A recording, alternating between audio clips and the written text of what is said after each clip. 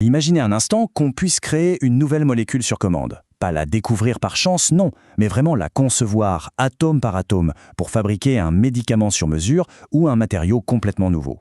Eh bien ça, ce n'est plus de la science-fiction, c'est la promesse de l'IA générative, une technologie qui est en train de changer toutes les règles du jeu en science. Allez, on plonge dans le sujet. Pour bien comprendre l'ampleur du défi, regardez ce chiffre, 10 puissance 60. C'est une estimation du nombre de molécules qui pourraient servir de médicaments. Ce chiffre est tellement grand, en fait c'est plus que le nombre d'atomes dans l'univers observable. C'est un océan de possibilités, mais un océan bien trop vaste pour qu'un humain puisse l'explorer. Et cette citation, elle résume tout parfaitement. L'espace des molécules possibles est si immense que trouver la bonne, celle qui va soigner une maladie, ce n'est pas juste chercher une aiguille dans une botte de foin, c'est chercher une aiguille bien précise dans une botte de foin qui aurait la taille de l'univers. Et jusqu'à aujourd'hui, pour trouver cette fameuse aiguille, comment on faisait? C'était un vrai parcours du combattant. Comme on peut le voir, il faut souvent plus de 10 ans et des milliards de dollars pour développer un seul médicament. Des années de recherche pour un taux d'échec qui dépasse les 90%. C'est précisément ce mur que l'IA est en train de faire tomber. Alors, pour comprendre cette révolution, voici notre programme. On va d'abord définir cette étincelle créative de l'IA, puis on verra comment on lui apprend la chimie. Ensuite, on regardera ce qu'elle a déjà accompli, sans oublier ses limites, c'est important, et on terminera en se demandant ce que ça implique pour l'avenir de la science. Bon, rentrons dans le vif du sujet. C'est quoi au juste cette fameuse IA générative appliquée à la science? Comment ça marche? L'idée est simple, mais c'est une vraie révolution. Une IA classique, elle analyse, elle classe ce qui existe déjà. L'IA générative, elle invente. Elle absorbe les lois de la chimie, non pas pour les réciter bêtement, mais pour composer une nouvelle mélodie, une molécule qui n'a jamais existé. L'analogie la plus simple pour comprendre, c'est de penser à ChatGPT. On donne une instruction à ChatGPT et il génère un texte. Et bien là, c'est la même chose. On donne un objectif à l'IA, du genre créer une molécule qui bloque cette protéine, et elle va générer de nouvelles structures moléculaires pour essayer de le faire. C'est fascinant, bien sûr, mais la vraie question c'est comment est-ce qu'une machine peut bien apprendre la chimie? Tout commence par l'alimentation.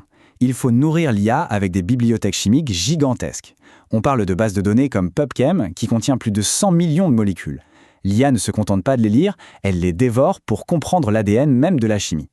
Ensuite, il lui faut un cerveau. Il existe plusieurs types d'architecture d'IA, comme les Transformers, qui est d'ailleurs la même technologie que GPChat. Chacune a sa propre méthode, mais le but est toujours le même, passer du statut d'élève à celui de créateur. Et attention, l'IA ne génère pas ses idées au hasard, c'est un processus très structuré. Elle part d'une base, elle y ajoute des briques, elle filtre les mauvaises idées, elle optimise les meilleures, et à la toute fin, elle se pose la question cruciale, est-ce que cette molécule peut vraiment être fabriquée en laboratoire? Et c'est là que tout se joue. Une idée, même si elle est brillante, ne sert à rien si elle n'est pas réalisable. Chaque molécule proposée par l'IA doit donc passer un test de réalité. Est-ce qu'elle est chimiquement correcte?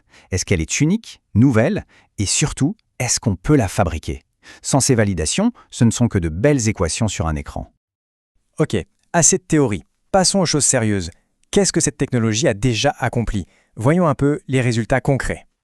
Voici un exemple qui parle de lui-même. Ce médicament, INS 018-055, c'est le tout premier médicament entièrement conçu par une IA qui a été testé sur des humains. Et le plus fou dans tout ça, il a fallu seulement 18 mois pour passer du concept aux études précliniques. Un véritable sprint là où il fallait avoir un marathon de plusieurs années. Et cette révolution ne s'arrête pas à la pharmacie. On utilise la même approche pour créer les matériaux du futur, que ce soit pour une chimie plus verte, des matériaux plus efficaces et moins polluants, ou même de nouveaux composants pour nos appareils électroniques. Mais attention, comme toute technologie aussi puissante, elle a aussi son côté obscur. Ce n'est pas une solution miracle et il est vraiment crucial de parler des risques. Alors, quels sont les freins? D'abord, il y a le rythme du monde réel. L'IA peut concevoir des molécules en quelques heures, mais les tests en labo et les essais cliniques, eux, prennent toujours des années. Ensuite, la qualité des données. Si on nourrit l'IA avec des informations de mauvaise qualité, elle produira des résultats de mauvaise qualité. C'est inévitable. Il y a aussi un enjeu de confiance. Si les codes ne sont pas partagés, c'est difficile de reproduire les résultats. Et surtout, l'humain reste indispensable. Il faut un expert pour valider chaque proposition et éviter les erreurs, ou pire, les dangers. Cette citation est assez effrayante et elle illustre le risque le plus grave, ce qu'on appelle le double usage. Des chercheurs ont montré qu'en modifiant juste un peu l'objectif d'un modèle de découverte de médicaments, ils pouvaient lui faire générer 40 000 composés toxiques, y compris des agents neurotoxiques, en moins de 6 heures. Ça nous rappelle qu'il y a une immense responsabilité éthique derrière cet outil. L'IA soulève aussi de vrais casse-têtes juridiques. Quand une IA conçoit une molécule révolutionnaire, À qui appartient le brevet? Au développeur de l'IA, à la personne qui l'a utilisé ou à l'IA elle-même? Pour l'instant, la loi n'est pas du tout prête à répondre à ce genre de dilemme. Alors, où va-t-on avec tout ça? Entre des promesses immenses et des risques bien réels, quel est le prochain chapitre qui s'écrit pour la science? Le message le plus important à retenir, je crois, c'est celui-ci. L'IA n'est pas le nouveau scientifique. C'est plutôt son super assistant.